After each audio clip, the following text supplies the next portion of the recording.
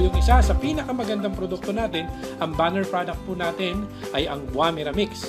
Marami na po tayong natulungang mga may sakit, katulad na may mataasang kolesterol, may Alzheimer's, may arthritis at kung ano-ano pa. Ang Buamira po, ang paggamit lang po nito, simple lang po. Lalagyan lang natin ng tubig hanggang dito. Isi-shake po natin kasi powder po yan, parang antibacterial or yung suspension po. Ang isang bote po ay good for 1 week to 15 days. Ang pag-inom lang po nito ay 30 minutes before meal. Isang bottle cap, pag inom po, kailangan po nating uminom ng isang basong tubig. Pwede po nating inumin ito ng once a day, twice a day, 3 times a day.